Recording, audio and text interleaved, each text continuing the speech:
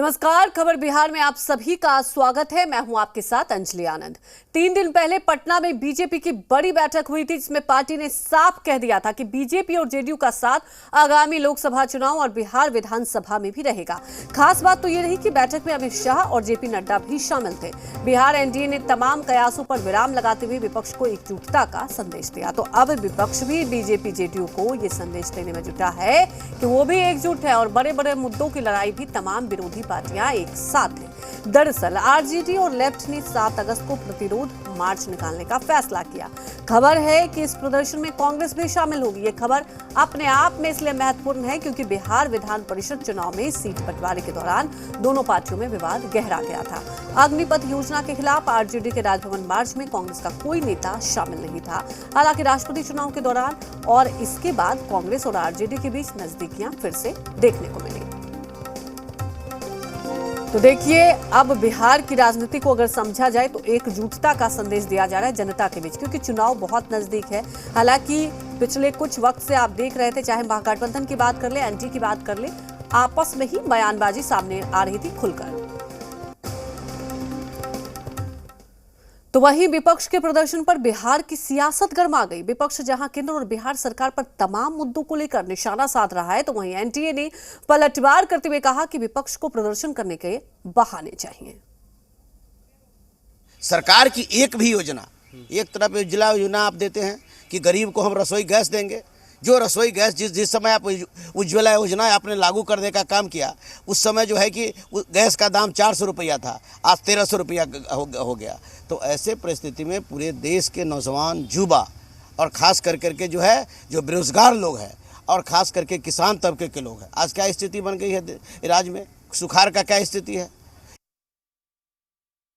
बिल्कुल जनता जुड़ेगी और निश्चित रूप से हमारा ये पैदल मार्च जो राजभवन मार्च है ये सफल होगा, क्योंकि पूरी तरह से चाहे महिलाएं हों चाहे नौजवान हों, हर आदमी त्रस्त है महंगाई और बेरोजगारी से। तो ये हमारा मार्च बिल्कुल सफल होगा। वर्तमान की जो मोदी सरकार है ये लोगों को, नौजवानों को धर्म के आग में झोंक करके ये सत्ता में बनी रहना चाहती है। विपक्ष का तो काम ही है आंदोलन करना। और आप जो कह रहे हैं सूखाग्रस्त, आप जरा मुझे लगता है कि विपक्ष को बाहर निकलने की जरूरत है। हर जगह बाढ़ का पानी भरा हुआ है, हर जगह बाढ़ आई हुई है। आपको सूखा कहाँ दिख रहा है? सूखाग्रस्त लेकर के आप आंदोलन कर रहे हैं, ये तो मजाक वाली बात हो जाएगी। यहाँ पूरे बाढ़ से सारे लोग परेशान हैं सीमांचल में। और रही बात आंदोलन करने की, तो विपक्ष का तो काम ही है आंदोलन करना। पर विपक्ष के द्वारा किए जा रहे आंदोलन का कोई असर नहीं होगा। यह पहला ऐसा अवसर है कि सरकार ने सैकड़ों प्रकार की योजनाएं बनाई है और उन योजनाओं को सफलीभूत किया है, लोगों तक पहुंचाने का काम किया है, आम लोगों को राहत देने का काम किया है। यह पहला ऐसा सरकार है जो गांव, गरीब, किसान, मजदूरों की चिंता की है। हर तबके, हर वर्ग के लोगों के लिए योजनाओं को उन तक पहुंचाया है। तमाम जानकारी के साथ हमारे साथ संवाददाता पटना से रुपेंद्र श्रीवास्तव लाइव जुड़ चुके हैं। रुपेंद्र, देखिए, महागठबंधन अब एकजुट होने की तैयारी में और दूसरी तरफ देखिए सरकार के खिलाफ हल्ला बोल, क्योंकि सवाल यही उठता है, सबको जनता का भरोसा जो जीतना है।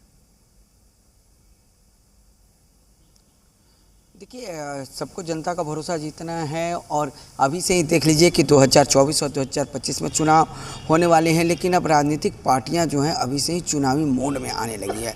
वहीं जिस तरह से महंगाई को लेकर बात हो या बेरोजगारी को लेकर बात हो, ये तमाम चीज़ों को जो है आरजेडी हमेशा उठाती रही है और आरजेडी ने ही इसका पहल किया, लेफ्ट ने उसका साथ दिया और अब धीरे धीरे जो है तमाम जो विपक्षी दल हैं वो साथ में आ रहे हैं। तो कहीं ना कहीं ये सरकार को ये ताकत अपनी दिखाने की कोशिश की जा रही है कि हम भी जो हैं। तो यही कारण है कि जो इस पर भी राजनीति हो रही है और विपक्ष जो है 7 तारीख को जो है एक साथ जो है एक मंच पे यूँ कहें कि एक साथ जो है सड़क पर उतरने का काम करने वाला है और जो है वो सरकार के खिलाफ जो है कई मांगों को लेकर जो है विपक्ष जो है वो आएगा। जी भूपेंद्र, जैसा कि अगर महागठबंधन में आपने देखा कि विवाद हो गया था और खास तौर पर देखिए कांग्रेस और आरजेडी के बीच, क्योंकि सीटों को लेकर भी हुआ था। दूसरी तरफ अब क्या आपको लगता है आने वाले वक्त के लिए एकजुटता जो दिखाई जा रही है सिर्फ ये विरोध प्रदर्शन के लिए, सब कुछ ठीक ठाक हो गया है? आने वाले चुनाव की अगर बात करें तो महागठबंधन एक साथ फिर से चुनावी मैदान में, क्योंकि एनडीए ने तो साफ तौर पर आपने देखा कि यहां पर मजबूती और एकता की यहां पर मिसाल भी कायम की और एक तरीके से संदेश भी दे दिया वहां पर।